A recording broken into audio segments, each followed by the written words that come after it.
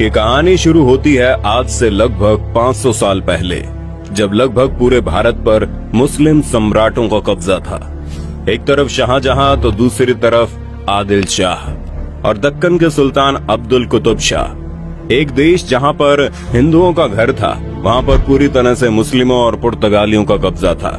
दक्कन के सुल्तान ने अपनी फौज में एक मराठा सेनापति नियुक्त किया था, जो बहुत ही निर्भीक और पराक्रमी था, जिसका नाम था शाहजी भोंसले। 19 फरवरी साल 1630 को शाहजी भोंसले के घर एक बच्चे का जन्म होता है।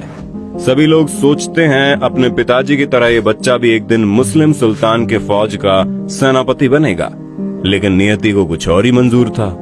किसे पता था एक ऐसा बच्चा जिसका पिता खुद मुस्लिम सम्राट की फौज का सेनापति है, एक दिन भारत में जितने भी मुस्लिम सम्राट मौजूद हैं, वो सभी उस बच्चे के सामने घुटने टेक देंगे। उसी बच्चे का नाम था छत्रपति शिवाजी, जिसे भारत के महान सम्राटों में से एक माना जाता है।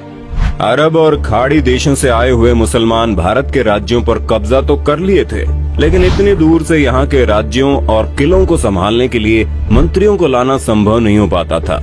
इसलिए उस वक्त के सभी मुस्लिम सम्राट भारत में ही रहने वाले हिंदू लोगों को अपने सेनापति और मंत्रियों के पद पर नियुक्त कर दिया करते थे।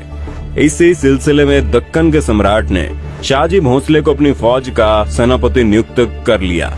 शाहजी सेना में उच्च पद पर आसीन थे और साल 1630 में महाराष्ट्र के जुन्नर के समीप शिवनेरी के किले में उनके और जीजाबाई के यहाँ एक पुत्र का जन्म हुआ। स्थानीय देवी शिवाय के नाम से पुत्र का नामकरण हुआ, जो आगे चलकर छत्रपति शिवाजी महाराज के नाम से विश्व विख्यात हुए। शिवाजी के पिता का काम के सिलसिले में हमेशा घर से बाहर रहना होता था, इसलिए शिवाजी की देखरेख उनकी माताजी और उनके गुरु दादू जी किया करते थे। शिवाजी के गुरु का मानना था कि शिवाजी भी जब बड़े होंगे तो अपने पिता की तरह मुस्लिम सम्राट के एक बेहतरीन सेनापति बनेंगे। ये वक्त था 1646 के लगभग, जब शिवाजी की उम्र महज 16 साल की थी। उस वक्त भारत में किसी भी हिंदू शासक का अपना स्वतंत्र राज्य को स्थापित कर पाना लगभग असंभव था, क्योंकि भारत के लगभग हर एक हिस्से में मुस्लिम सम्राट का कब्जा था। और अगर कोई हिंदू शासक अपना स्वतंत्र राज्य स्थापित करना भी चाहता, तो उसके लिए 3 परिस्थितियों का होना बड़ा जरूरी था। एक कि वो शक्तिशाली साम्राज्य के केंद्र से दूर हो, ताकि कोई भी सम्राट उस पर अटैक न कर पाए। जमीन खेती के लिए अनुपयोगी हो, ताकि कोई भी मुस्लिम सम्राट उस पर कब्जा करने के बारे में सोचे ही नहीं। और तीसरा ये कि वो राज्य जंगलों से घिरा हो, ताकि छापामार युद्ध या फिर गोरिल्ला युद्ध किया जा सके। यही परिस्थितियां साल 1646 में शिवाजी के लिए अनुकूल बनी, जब इन्होंने स्थानीय किसानों मावली के समर्थन से अपनी सेना का निर्माण किया। शिवाजी बहुत ही अच्छी तरह से जानता था कि किसी भी साम्राज्य को स्थापित करने के लिए किलों की क्या महत्वता है, इसलिए सिर्फ 15 साल की उम्र में ही उन्होंने आदिल शाह अधिकारियों को रिश्वत देकर तोड़ना, चाकन और कुंधाना किले को अपने अधिकार में कर लिया। इसके बाद उन्होंने थाना फोर्ट, कल्याण फोर्ट और भिवंडी फोर्ट को मुल्ला अहमद से छीनकर अपने अधिकार में कर लिया। इन घटनाओं ने आदिल शाही साम्राज्य में हड़कंप मचा दिया कि आखिरकार ऐसा कौन आ गया जो मुस्लिम सम्राट किस साम्राज्य में दखल अंदाजी कर रहा है। जैसे उन्हें पता चला कि ये काम कोई और नहीं बल्कि शाहजी भोंसले का बेटा शिवाजी कर रहा है। शिवाजी को रोकने के लिए उनके पिता को गिरफ्तार कर लिया गया। इसलिए शिवाजी ने अगले 7 साल तक आदिल शाह पर सीधा आक्रमण नहीं किया। शिवाजी ने लगभग 7 सालों का इंतजार किया और धीरे धीरे अपनी सेना को बढ़ाता रहा। एक वक्त ऐसा आया जब उसने एक एक करके 50 से ज्यादा किलों को अपने नाम कर लिया। धीरे धीरे शिवाजी का प्रभाव बढ़ने लगा। अब लोगों को ये महसूस होने लगा था कि कोई तो ऐसा है जो मुस्लिम सम्राट को टक्कर देने वाला है। अपने डर को कायम रखने के लिए और शिवाजी के बढ़ते प्रभाव को रोकने के लिए साल 1659 में बीजापुर की बड़ी साहिबा ने अफजल खान को 10,000 सिपाहियों के साथ शिवाजी पर आक्रमण करने का हुक्म दे दिया। उस वक्त अफजल खान को सबसे क्रूर और सबसे ताकतवर शख्स माना जाता था, क्योंकि जिसका भी सामना उससे होता था उसकी मौत निश्चित थी। सबसे पहले तो अफजल खान ने शिवाजी को उकसाने के लिए कई मंदिरों को तोड़वा डाला और बहुत सारे हिंदू नागरिकों का कत्ल करने लगा। अफजल खान को इस बात का पता था कि शिवाजी बहुत ही चालाक है, इसलिए वो एक एक करके सभी किलों को अपने कब्जे में ले रहा है। कहीं न कहीं अफजल खान को भी शिवाजी से डर लगने लगा था। यही वजह थी कि अफजल खान ने उसे चालाकी से मारने की सोची। और अफजल खान ने शिवाजी को मिलने के लिए न्योता भेजा। शिवाजी तुरंत ही न्योता स्वीकार कर लेता है और अफजल खान से मिलने की जगह नियुक्त करता है। जैसे ही दोनों आमने सामने होते हैं, अफजल खान शिवाजी को गले लगाने के लिए आगे बढ़ता है और अपने चाकू निकालकर शिवाजी को मारने ही वाला होता है कि शिवाजी तुरंत अपनी कटार को निकालकर अफजल खान का पेट फाड़ देते हैं। इस जीत के बाद शिवाजी का नाम और ज्यादा मशहूर होने लगा। लोगों के मन में मुस्लिम सम्राट का डर लगभग खत्म होने लगा था। इस बार बीजापुर के सुल्तान ने शिवाजी को हराने के लिए अपने सबसे बेहतरीन सेनापति रुस्तम जवान को भेजा। रुस्तम जवान की भारी भरकम सेना ने शिवाजी के ऊपर हमला बोल दिया, लेकिन शिवाजी ने कम सेना की मदद से ही लड़ाई को चालाकी से लड़ते हुए रुस्तम जवान को सेना में शिकस्त दे दी। कुछ दिनों बाद आदिल शाह ने अपने सेनापति सिद्दी जोहार को भी भेज दिया। एक एक करके मुस्लिम सम्राटों ने शिवाजी को खत्म करने के लिए कई चालें चली, लेकिन उनमें से कोई भी कामयाब नहीं हो पाया और धीरे धीरे छत्रपति शिवाजी का राज्य विस्तार होता गया और उसकी सेना और भी ताकतवर होती चली गई। इसके बाद बीजापुर की बड़ी बेगम ने औरंगजेब से शिवाजी को पकड़ने के लिए विनती की। उसने अपने मामा शाहिस्ता खान को 1.5 लाख सैनिकों के साथ शिवाजी से युद्ध करने को भेजा। शाहिस्ता खान ने अपने विशाल सेना के बल पर पुणे पर कब्जा कर लिया और शिवाजी के निवास स्थान लाल महल पर अपना बसेरा डाल दिया।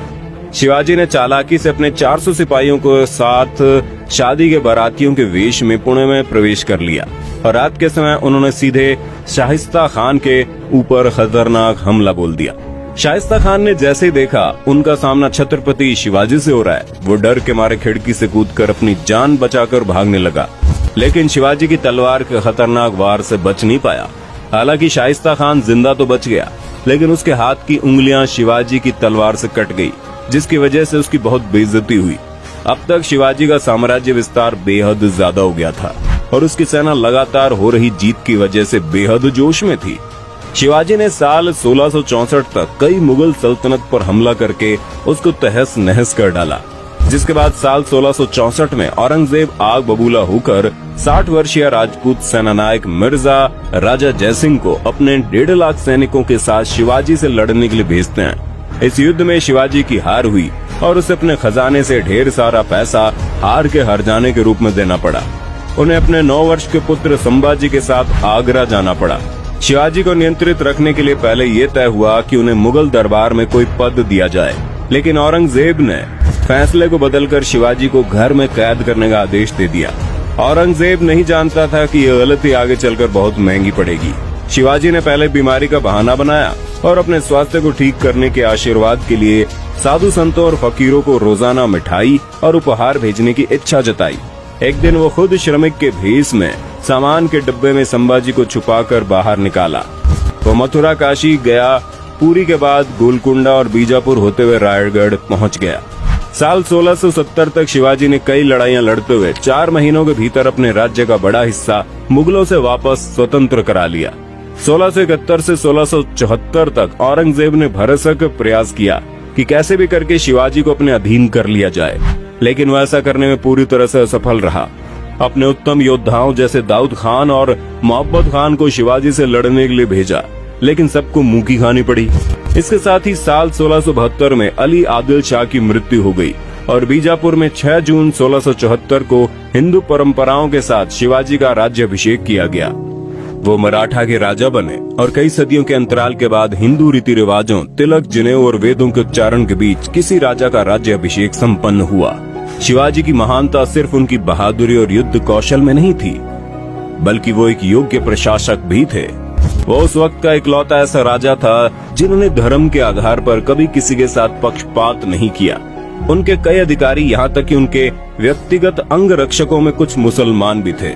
उन्होंने कभी किसी नारी का निरादर नहीं किया, यहाँ तक कि युद्ध में हारे हुए दुश्मनों की स्त्रियों को भी सम्मान सहित वापस भेज देते थे।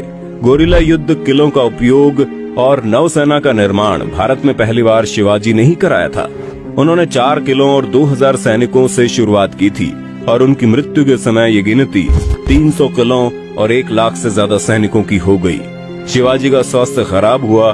तेज बुखार और पेचिश की वजह से 52 साल की उम्र में उनकी मृत्यु हो गई। आपको जानकर हैरानी होगी, उस वक्त औरंगजेब यहाँ का सबसे ताकतवर शासकों में से एक माना जाता था, लेकिन छत्रपति शिवाजी की वजह से उसे लगभग 25 साल तक युद्ध करना पड़ा।